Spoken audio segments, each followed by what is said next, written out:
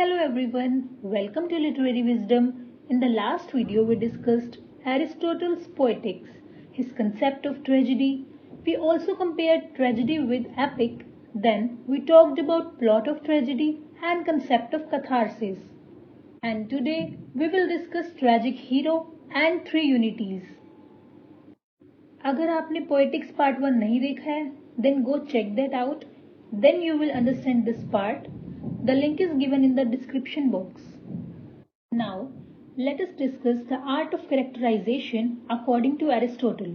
Aristotle के हिसाब से प्लॉट किसी भी वर्क का मेन एलिमेंट होता है और प्लॉट के बाद कैरेक्टर इम्पोर्टेंट एलिमेंट होता है. कैरेक्टर प्लॉट को सपोर्ट करता है और एरिस्टोटल ने 4 एसेंशियल्स बताए हैं जो कैरेक्टराइजेशन में बहुत ज़्यादा इम्पोर्टेंट होते हैं. They are a character must be good, वो अप्रोप्रिएट होना चाहिए, लाइकेबल होना चाहिए और कंसिस्टेंट होना चाहिए. अगर एक कैरेक्टर के वर्ड्स और एक्शंस अच्छे हैं तो वो एक गुड कैरेक्टर है. एंशिएंट ग्रीस में वुमेन को इंफीरियर और स्लेव्स को वर्थलेस कैरेक्टर माना जाता था, पर एरिस्टोटल के हिसाब से हर कैरेक्टर में कुछ ना कुछ अच्छाई दिखानी चाहिए. एंटायरली विकेड कैरेक्टर्स मीन्स पूरी तरह से इविल और बुरे कैरेक्टर्स ट्रेजेडी के लिए अनफिट होते हैं. Wickedness must be mixed with some good as in actual life. In other words, Aristotle complex characters के फेवर में थे. जैसे एक पेंटर अपनी पेंटिंग को ब्यूटीफाई करते हैं, वैसे ही एक लेखक को अपने कैरेक्टर को बेटर और डिग्निफाइड दिखाना चाहिए और उन कैरेक्टर्स में ओरिजिनल ट्रेट्स भी होनी चाहिए. पर एरिस्टोटल के हिसाब से गुड कैरेक्टर क्या है? इस सवाल के भी बहुत से इंटरप्रिटेशंस हैं. जैसे कुछ क्रिटिक्स के हिसाब से गुड कैरेक्टर मतलब फाइन या noble character.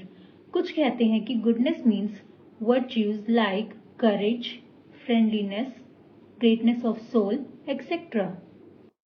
But a character must not be a weak character, क्योंकि वीक कैरेक्टर को स्टेज पर जस्टिफाई करना बहुत मुश्किल होता है.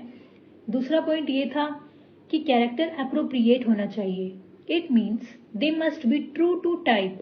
For example, a woman must be shown womanly and not manly. अगर कोई कैरेक्टर किसी जानी मानी स्टोरी या मिथ से है तो उसमें चेंजेस नहीं होने चाहिए. एक कैरेक्टर में उसकी एज के कैरेक्टरिस्टिक्स भी होने चाहिए और टिपिकल क्वालिटीज भी होनी चाहिए जिससे उनकी इंडिविजुअलिटी भी सामने आए. ट्रेजेडी में मैन नहीं बल्कि उनके एक्शंस को रिप्रेजेंट करना चाहिए. Third essential point is that a character must have likeness, मतलब एक कैरेक्टर में समानता होनी चाहिए जिससे वो हमें हमारे जैसा ही प्रतीत हो. फॉर एग्जाम्पल, उनमें virtue and weakness, Joy and सोरो, love and hatred, likes and dislikes होनी चाहिए जो ह्यूमन जैसी ही हो. परफेक्टली गुड या अटरली विकेड कैरेक्टर रियल नहीं लगेंगे, इसीलिए कैरेक्टर्स में गुड और इविल दोनों क्वालिटीज का मिक्सचर होना चाहिए. Fourth point is that a character must be consistent, मतलब एक कैरेक्टर में सडन चेंजेस नहीं होने चाहिए और अगर एक ड्रामेटिस्ट को इनकंसिस्टेंट पर्सन दिखाना है तो वो कैरेक्टर कंसिस्टेंटली इनकंसिस्टेंट होना चाहिए. अकॉर्डिंग टू एरिस्टोटल, कैरेक्टर के एक्शंस बहुत ज़रूरी होते हैं जिससे उसके नेचर का भी पता चलता है. एक कैरेक्टर को अपने नेचर के अकॉर्डिंग एक्ट करना चाहिए और उसके एक्शंस लॉजिकली इंटरलिंक्ड होने चाहिए जो पुराने एक्शंस और इम्प्रेशन को कॉन्ट्राडिक्ट ना करें. मतलब एक कैरेक्टर का बिहेवियर या उसके एक्शंस चेंज नहीं होने चाहिए.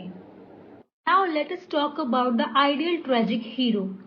एरिस्टोटल ने आर्ट ऑफ कैरेक्टराइजेशन को एग्जामिन किया और आइडियल ट्रेजिक हीरो की क्वालिटीज बताई. ट्रेजेडी का फंक्शन पिटी और फियर के इमोशंस को अराउज करना होता है एंड अकॉर्डिंग टू एरिस्टोटल एक कैरेक्टर को अच्छा होना चाहिए बट नॉट टू गुड और विकेडनेस भी ज्यादा नहीं होनी चाहिए क्योंकि ज्यादा अच्छे या बहुत बुरे कैरेक्टर रियल नहीं लगेंगे. एक कैरेक्टर में कंसिस्टेंट डेवलपमेंट होनी चाहिए और सोसाइटी में उनकी एक प्रोमिनेंट पोजीशन होनी चाहिए और वो एक वेल रिप्यूटेड पर्सन भी होनी चाहिए. Now let us discuss hamartia. Hamartia is a Greek word और इसका रूट मीनिंग है मिसिंग द मार्क. इसे हम ट्रेजिक फ्लो भी कहते हैं. And according to Aristotle, hamartia means error of judgement, अब एरर्स 3 टाइप्स के हो सकते हैं, like ignorance of some fact या केयरलेस व्यू या फिर एंगर या पैशन में किया गया कोई एक्शन। एक ट्रेजिक हीरो की टेंडेंसी होती है एरर कमिट करना। ये एरर या तो हीरो की लैक ऑफ नॉलेज की वजह से होती है या पेरिपीटिया और एनेग्नोसिस की वजह से। It means due to some reversal of circumstances और discovery from ignorance to knowledge. And hamartia doesn't mean moral imperfection. Now, let us discuss 3 unities. They are the unity of action, the unity of time, and the unity of place. Poetics में unity of action पे ज़्यादा stress किया गया है and according to Aristotle action must be complete. बिना action के हम plot को नहीं बढ़ा सकते और ना ही कैरेक्टर की डेवलपमेंट को शो कर सकते हैं। Second one is unity of time. Aristotle ने इस यूनिटी को ज़्यादा डिस्कस नहीं किया, पर यह यूनिटी भी एरिस्टोटल ने ही डिराइव की है।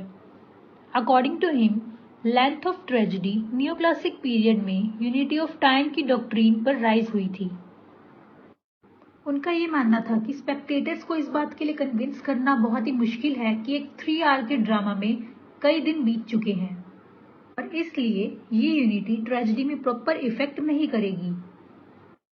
और एरिस्टोटल यहाँ कोई रूल सेट नहीं कर रहे थे, he just wanted to give some suggestions.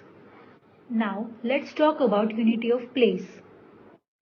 Aristotle says that action of the play single physical space में कवर होना चाहिए। Writer should not attempt to compress geography और एक स्टेज पर एक से ज़्यादा प्लेसेस शो नहीं करने चाहिए क्योंकि प्ले के दौरान कोरस प्रेजेंट होते हैं और इस दौरान बार बार कोरस को एक प्लेस से दूसरे प्लेस पर ले जाना ऑकवर्ड हो जाएगा। पर इस यूनिटी को शेक्सपियर ने डेमोन्स्ट्रेट किया है और ये भी प्रूव किया है कि प्लेस के शिफ्ट से ड्रामेटिक क्वालिटी पर कोई इफेक्ट नहीं होता। पर एरिस्टोटल ने पोएटिक्स में सिर्फ यूनिटी ऑफ एक्शन पे स्ट्रेस किया है। So that's it for this topic. Hope you understand poetics. Like, share and subscribe to Literary Wisdom for more literary content. Thanks for watching.